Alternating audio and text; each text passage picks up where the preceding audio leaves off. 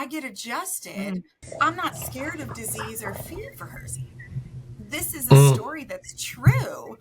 I need to say it louder.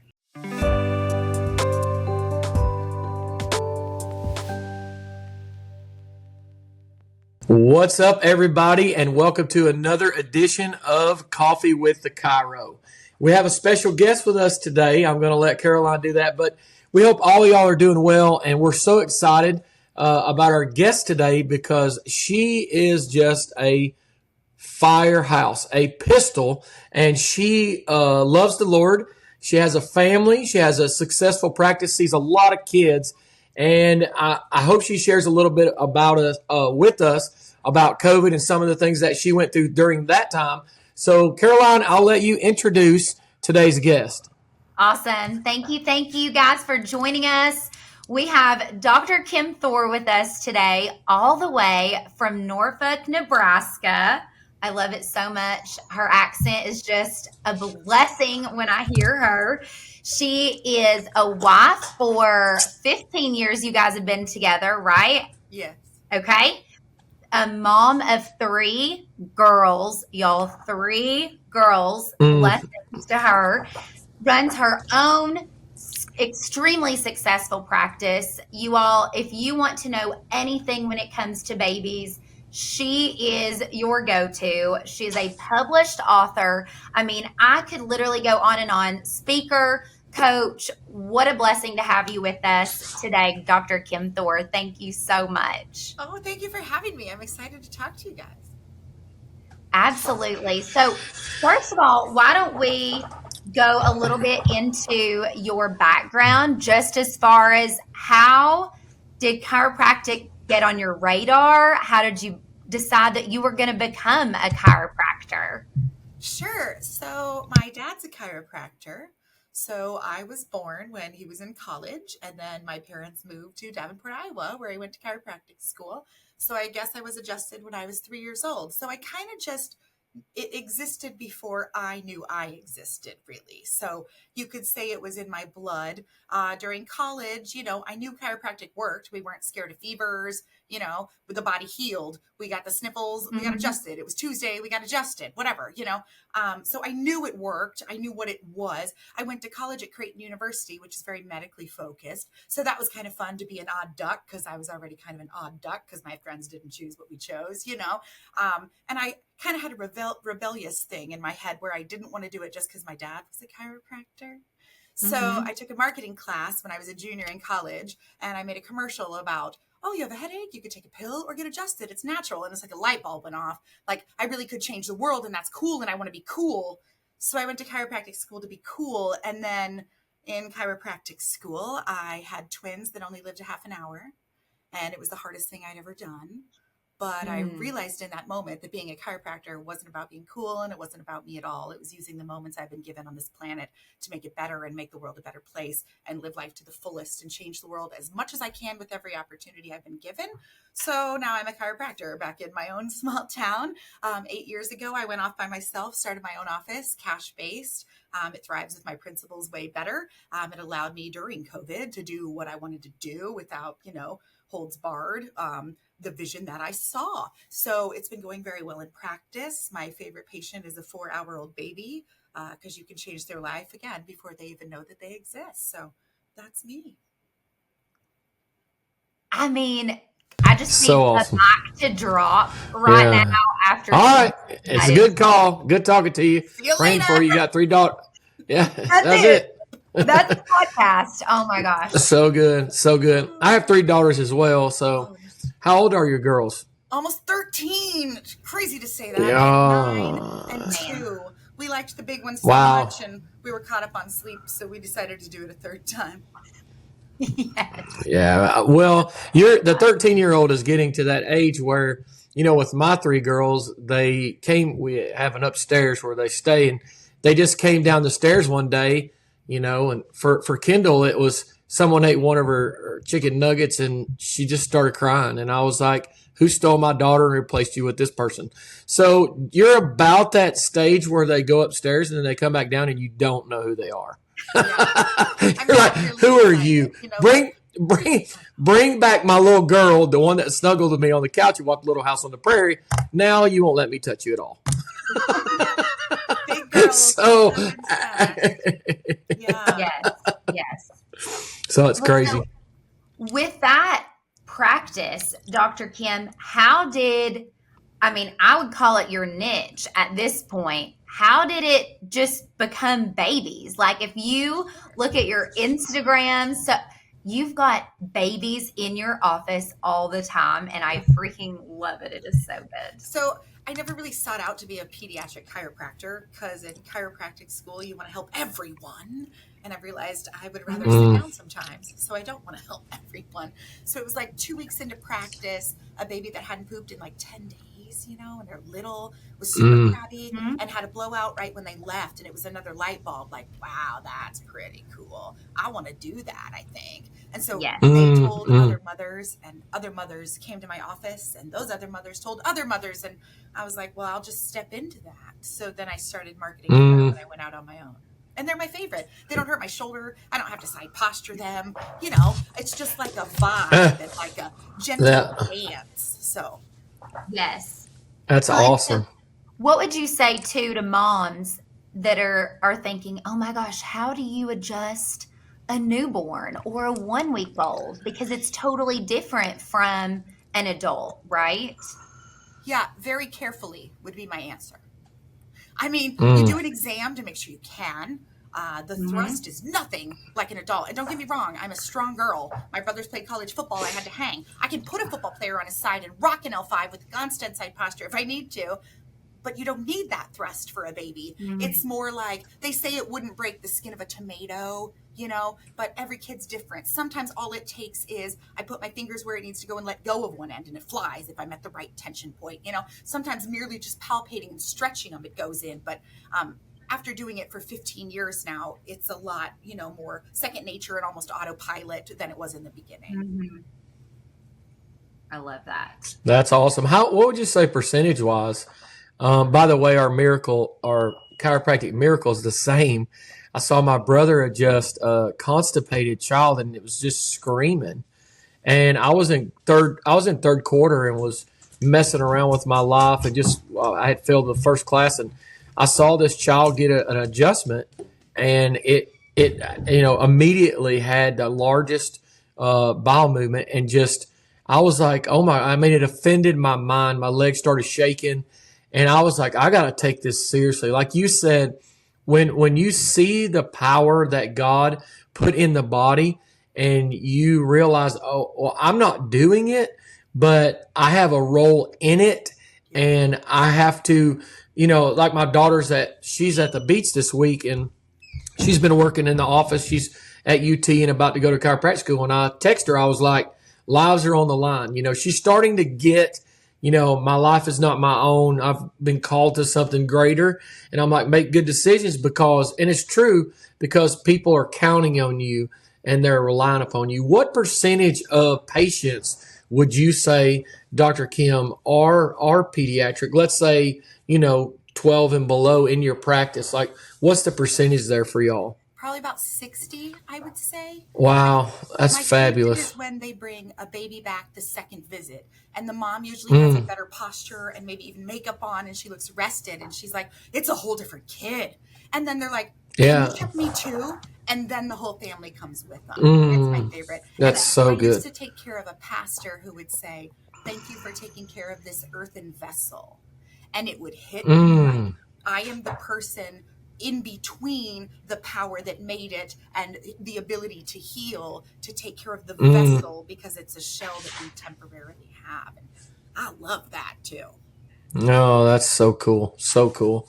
Well, moving into like a different topic, go over some of the things that maybe happened with your kids during COVID, and the way that you handled that, because we had the same thing happen here, and my wife was asking, like, what's going on? Like, what's going to happen?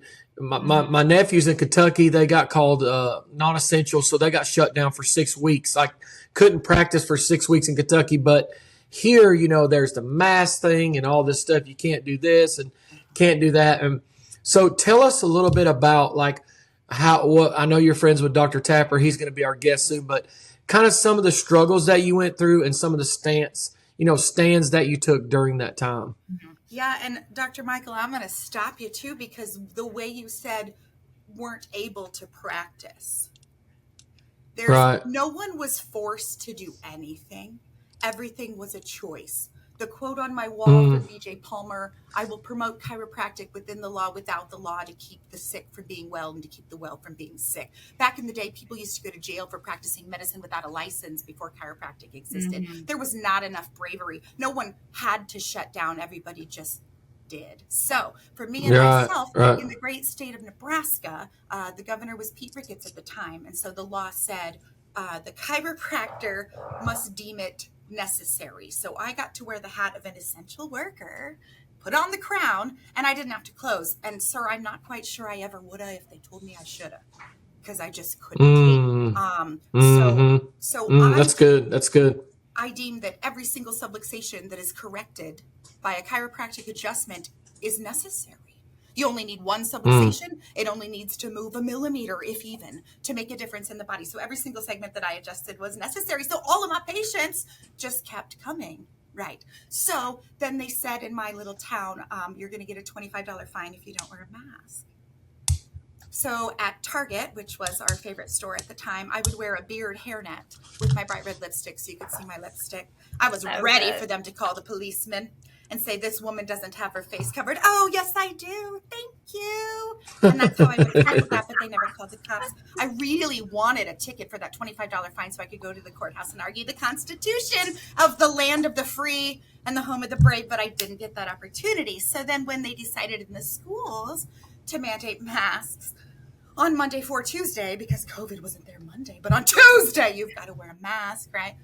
The email said, you need to do this. The school says you need to do this. And there was an asterisk at the end of the sentence. Well, I'm a nerd. What does that asterisk mean? You scroll to the bottom of the email and it says, if you don't want to call this guy. I'm like, okay. My phone's blowing up. My friends are like, Kim, help. You're the person who calls people. Can you call people? I'm like, okay, sure. Because that's what I do. So I called the guy. He said, you just need a medical exemption. So when I read the email, my thought process, it's on a religious-based podcast. I will not use the profanities that came into my head, but there is no way in the world I was going to put a mask on my child that day. So I called my friends, I called the guy, I called my husband. We got them an appointment with our medical doctor who wrote us a piece of paper, and we took it to the school, and it was that easy, and we never had to put a mask on. My kids have never been vaccinated. So good. We already had that paper there. We were the only ones with my bright red lipstick asked to not enter the school, to wait in the waiting area like we were lepers standing there. And you mentioned Ben Tapper. He sat down at an event we did one time and said, I wonder what Jesus would say during this time that we had to deal with. And he goes, he'd probably be turning tables over. And I go, yes, sir. In between healing the lepers. You know what I mean? Like, no one was turning over the tables. I was standing there alone. And months later, mothers would come up to me, Kim, how'd you do that? I don't want to put my kid in a mask for summer school. And I'm like, where were you? We all got the same email. But I have a line in the sand. I know myself. I know what I stand for. I try to live bravely and authentically every day. And so it was kind of easy for me. And then people would call me from all over when I got loud on social media. Kim, help me. What do I do? I'm in this state. And every state was different, but people didn't even try. People were like, oh, the school says to, so I'm going to do that. Like, some people had to get an attorney. Some people had to homeschool. Some people just gave in. And if and when hypothetical puppet masters were to do this again, we need to be braver. Or I don't think that if I hypothetically were to be a puppet master orchestrating something like this, I would ever do it less intense if given the opportunity again. So I would just bravery to be contagious these days a little more than it is. That's awesome. It's funny you said that. My brother was a part of that. He's been in practice for around the same amount of time as I have, but he sold that office, my nephew in Kentucky, where they got shut down. And I told Dennis, I said, this is your one opportunity to go to jail. I was like, this is like the best time. And he's only working like probably a couple of days in the practice. I'm like, dude, do you know how awesome it would be if you set a tent outside? And I quoted the exact same scripture or the exact same BJ quote that you just said you have in your office. I said, put that up, Yes. go to the print shop and put that up outside and have a tent and adjust people underneath the tent. Yeah. And if they come and get you and take you to jail, like it'll be on television and you'll go to jail, and that'll be the coolest freaking thing ever. When you get out, he would do have grown up. Do it for dude. Just first of all, it wouldn't have happened. Yeah. Oh yeah. First of all, it wouldn't have happened because nobody would have touched it or messed with it. And that's like what you're saying is it's like if enough of us are just like gyms. And who am I to say? I mean, I don't have hair, but who am I to say that getting your hair did? It's not. I tell you this: when Marge goes, and I mean, it's important. She don't miss it, and when she comes back, she be looking good. So, am I to say that's not essential? A gym's not essential. This is not essential. Yeah, if it's essential to that person, not to mention the livelihood of the people. You know, we have a good friend that runs a salon, and then there she is. I can't work, or I guess she could, according to what Dr. Kim is saying. She absolutely could. She would just have to say, hey, you know, extensions are essential. Maybe she could have used that as a slogan. Yeah, for real. But it's crazy. You hear of the people in the gyms. Sorry, you hear about the people that own gyms and they never closed. Well, in the end, they were fine. They just had to fight. Right. Right. Yes. Now look at some of those people. It's gone through the courts, and they dropped almost everything. We have we see this. Yeah, exactly. You know, so what do you feel like? Because I was the same. There is not an inkling in my body except to just speak and say, we're not doing that. That was not, it's just ingrained in my DNA. I think to speak up like that, like you, but for other parents or moms that were toeing the line, or maybe would call you and say, what do I do? How are you doing this? What would be your encouragement to them, or what was it back then? And then if there is something 2.0 or, you know, down the line, what would you say to them to not toe the line this time? Yeah. When strangers if I know the person, it's different. But if strangers would ask, and I would imply, I would like them to get in touch with their intuition. The fact that they're already asking makes me know that their gut, that their intuition, that their subconscious, that their mama bear, that their from above down is telling them to question it. And then if you follow that intuition as a mother, even like, I don't want my kid to climb up this part of the park. That's an intuition thing. If you follow that gut, common sense makes more sense. And if things don't make sense, if things aren't common sense, people would be less likely to say yes. A big thing for me is the ingredients. Okay, so this is fun, yummy conversation we're about to have. But in Nebraska, we have a religious exemption to vaccination. And yes, the body is a temple, period. And that is all you need to know for the parent to sign the paper to get a religious exemption. However, if you want to take that further, you can talk about the ingredients. Okay, every vaccine that has a virus attached has a genetic code. Because we're like computers inside. We read DNA, genetic code. If they don't get it from a bird or a monkey or a dog, they get it from an aborted human. In the paper, it says aborted fetal tissue. You can look down the genetic cell lines, WI38, MRC5, PERC6. These are all ingredients. And people will say, well, it's not very much. It doesn't really matter. But there's energy surrounding everything.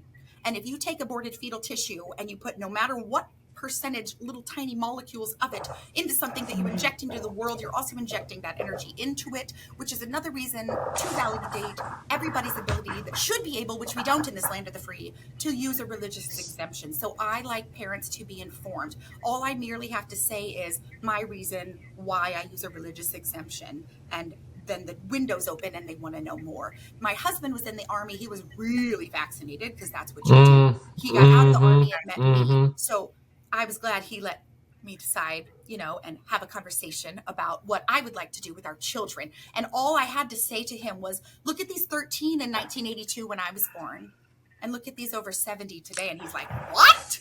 It's crazy. Started. So those are the pieces that I use to tell mothers to go with their gut. I love That's that. so good.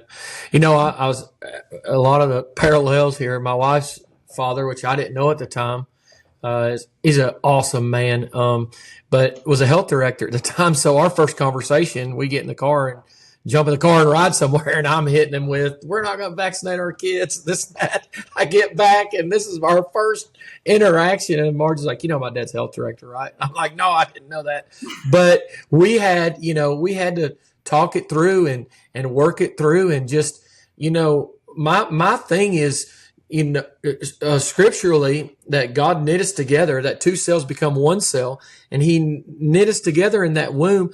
And then that's the most important development we have is those first 10 months. We go from two cells to trillions of cells, a living, breathing human being with no interference. And then all of a sudden, bam, we're born and we got to have 70 vaccines. It doesn't make sense. It just doesn't to me. And now, that's kind of how I'm built.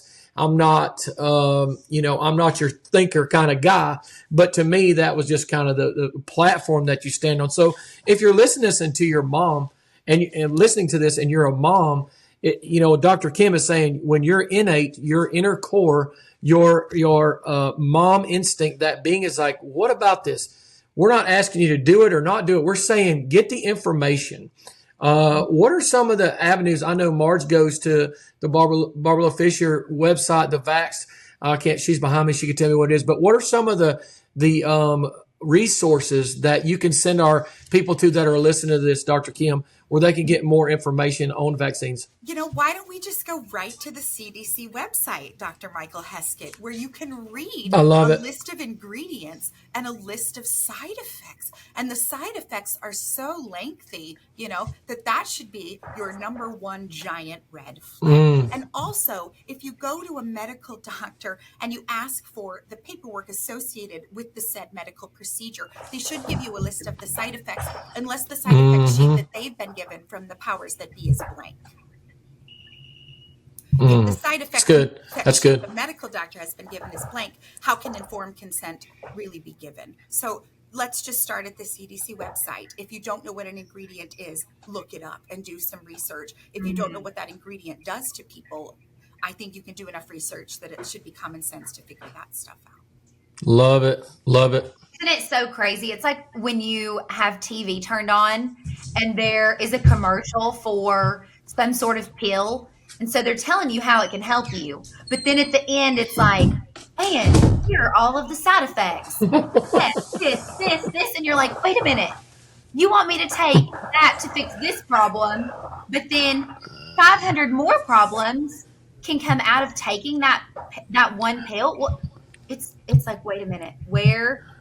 Where's the common sense line? Yeah, being while you're drawn? watching butterflies fly around, they're listing you could die. Yeah, people skip. And I don't watch commercials. People skip through the two commercials, but when I get a pedicure, there's a bunch of pharmaceutical ads in the 1 15-minute session where I get a pedicure. He's trying to change it. Get him. Dr. Kim's gonna get him some content. Here, play this. Your life's on the line. Something. You're so excited. You're so excited, and your body is slowly dying. I mean, put this up, would you? If only for every pharmaceutical ad, there was a natural health ad to battle it, which is why I think a big problem is that we are one of only 2 countries in the entire earth that allows pharmaceutical ads on a television. And also, if you think about mind control and control of the people, let's stand 6 feet away. Okay, yes, sir. Let's do this. Okay, yes, sir. There's also I'm not in charge of myself that then happens. And then if you watch TV, there's also a monkey see, monkey do. And I don't like any of that either. Oh, yes. You're speaking. Yeah, and they just went through all that. This is a timely podcast. So, just so everybody knows, the whole Dr. Fauci thing just came out and people asking him questions. And to me, it's just a thing of, we have to be very, very careful when it comes to, you have to stand 6 foot away from somebody. I understand that, that COVID's a thing. And by the way, I want to touch on the question you got asked earlier. There is 100% going to be something else, because when we had the flu shot, got to the point where people were like, hey, I don't get the flu shot and I don't get the flu. And as soon as that happened, Mm-hmm. here comes COVID. Guess what? You better not be messing around with this one, because if you don't get the COVID shot, then you're definitely going to get the bad COVID. And if you do get COVID, it won't be as bad if you get the shot. Come on, something ain't right. It's walks like a duck, talks like a duck. Guess what? It's a duck. So there will be something else. And when something else does come, remember, this is something that Dr. Kim and I started at 12 years old. My kids, I got 4 kids, and they're going to get on this podcast and have the same background that Dr. Kim has. Since they were born until now, they learned that that germs don't make you sick. Weak host. A weak host is how you get sick. There's germs everywhere. There's flu everywhere. There's COVID everywhere. You cannot avoid it. You can stay home as long as you want. And then there's our suicide rate went up. Our depression rate went up. Our Alzheimer's, all these things where people were isolated because they didn't get close to people. We were designed to be in community. We're designed to be together. And when you do these kind of things, it causes so many issues that may not be showing up on Fox and CNN. But the bottom line is we're social human beings. Well, we used to be before we had cell phones, which is our next podcast. But anyway, we're created and designed to be together. And, they did studies, Dr. Kim, where they take a baby and it has no interaction, no touch, no feel, no talk. And there's development issues. And that's what happened during COVID. I saw some of my patients come out of COVID. Yeah, they stayed inside. They may not have gotten COVID, but the effects of what happened to them socially, mentally, and emotionally while they tried to quarantine were so much worse than where if they'd have got out and about. So it's just craziness. Caroline? So I think to bring that full circle too is Dr. Kim, with your experience through COVID, the pandemic, how did that kind of propel you or even just encourage you to start speaking out about things, and not just within the school and your friends, but really with your coaching and trying to really push like, hey, we need more people, especially more doctors that are going to be brave and stand firm in their faith and what they know is truth. What made you be able to step out like that and now decide, hey, I'm going to Yeah. teach this to others? Yeah, it really was an organic thing. There was a moment early on where I had to look in the mirror and say, I signed papers to go to high school because I wasn't vaccinated. I get adjusted. Mm, I'm not scared of disease or fevers. This is a mm, story that's true. I need to say it louder. So I did, and I started speaking at chiropractic things, and I couldn't help but live that in every moment of my life then.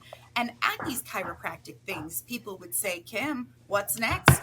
You need to monetize on this. What's next? And I Mm-hmm. need, you never know how far reaching something you may think Sarah do could affect the lives of millions. I feel that to my core.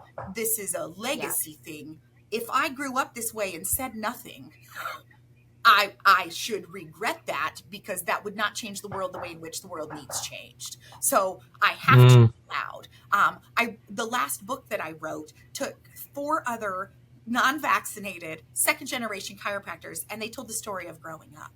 And when you read those, it aligns with mine, and it's black and white, like, oh, that's how we stayed healthy, because we are healthy. So being that authentic, that's getting so around good. other chiropractors that were exactly that, just allowed me to naturally and organically start being louder. So I coach chiropractors.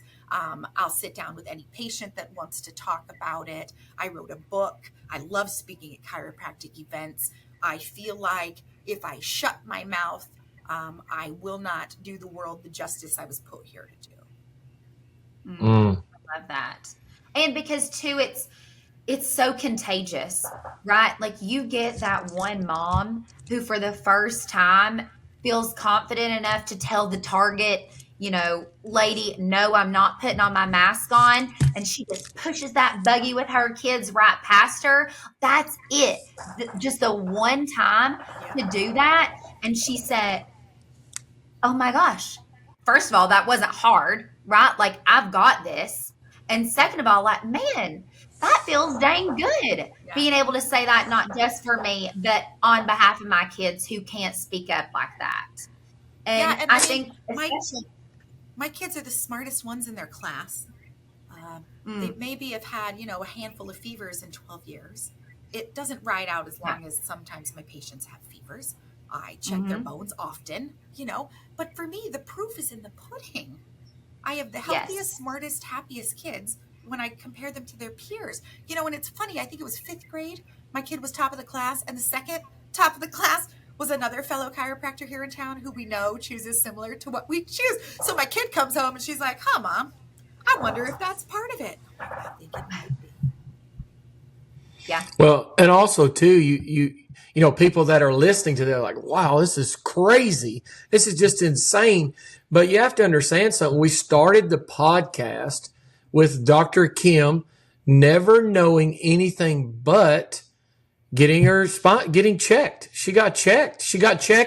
And the reason we started this freaking podcast was so that people would say, "Oh, well, that's an option. You mean to tell me that I could bring my kid to the chiropractor and we follow the exercise, nutrition, rest, positive attitude, the three pillars of breaking bad habits, instilling good habits, and getting your spine checked. Like we follow these things and we implement healthy, we get rid of the toxins and chemicals and we do these things, and there's an alternative. Like, I can take action on my health. Absolutely. So it's not just something where she just woke up. If one thing that you notice about today's podcast, it's the passion, the authenticity, and the conviction of Dr. Kim, and the overflow of that.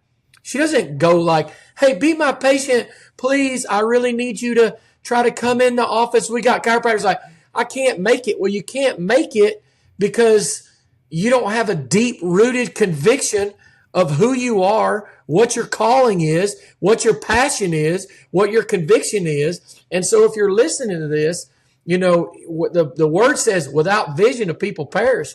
She has a vision to walk out the calling that God has put on her life.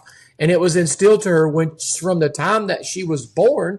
And now her kids, the greatest part to me, about being a chiropractor is, at least when my 16-year-old Reese, who's in contact with drugs every day at her high school, it's around her. I just heard a Reese, it's everywhere. And people say, "Well, my kid goes to Christian school." Well, that's fine. There's drugs there too.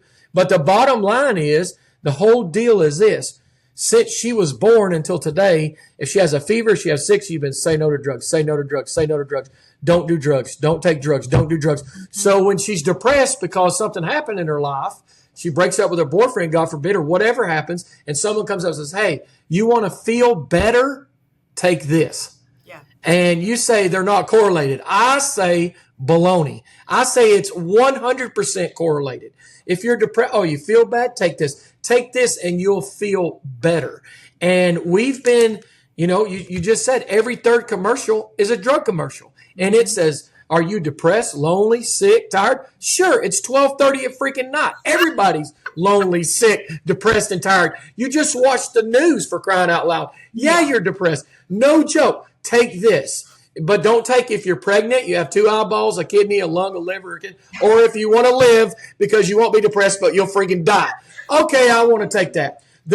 So it's just like, come on, let's go. And so that's why we started the podcast. And you got me fired up now, but that's why we started the podcast, is because we love it when we hear people that are standing their ground. So regardless of whether you agree with it or disagree with it, you cannot question it when she's sitting in that office.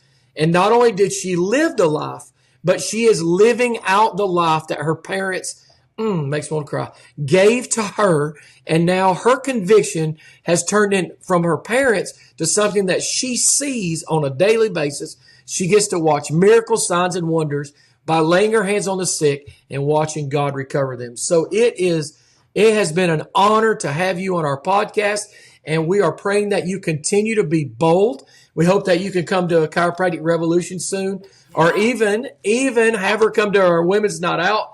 We would love to have her come to our women's night out. Have over 100 women. You can come in the beautiful city of Morristown, Tennessee. We've got an Aubrey's. We've got a Starbucks. We got 3 red lights. So you would love it here. I'm telling you, it's down home country, ain't it, Caroline? East Tennessee. So good. You got the mountains. You got it all. But Dr. Kim, thank you so much. Caroline, did you have any more questions that you want to ask? Yes, I think we should definitely wrap it up. Just with the question, if there is a mom out there who is on the fence about, should I bring my kids in to get adjusted? I don't know. What would you say to that mom? Yeah, I don't think a kid can be their healthiest without chiropractic. So to make it simple, the brain talks to the body with the nervous system. If it can't do that because it's subluxated and it needs a chiropractor, their brain isn't talking to their body as good as it could. So if that communication sucks, their ability to function, all their systems is not great. Parents often report that their babies are happier and calmer after getting adjusted. So how calm should a baby be? If you've never taken them to a chiropractor, probably a lot calmer than they are currently. Yes. I love So that. good. Thank you so much, Dr. Kim. I mean, your energy is contagious. Your bravery is contagious. I am just so thankful that God has placed you where you are and you have the platform to speak, because it is truly a godsend when other mamas online see you speaking out and they're like, you know what? If she can do it, she has 3 kids, then I can do it too. And you are right where you're supposed to be. And I can't thank you enough. Oh, thank you. That was so sweet. Yeah, this has been a fun podcast. Thank you for having me. Yeah, thank you, Dr. Kim. It's been a blessing having you today. And if there's anything that we can do to serve you, you make sure you let us know. We look forward to getting you to East Tennessee one way or another. Thank you, Dr. Kim, for being on Coffee with the Chiro. Yes, thank you. Bye.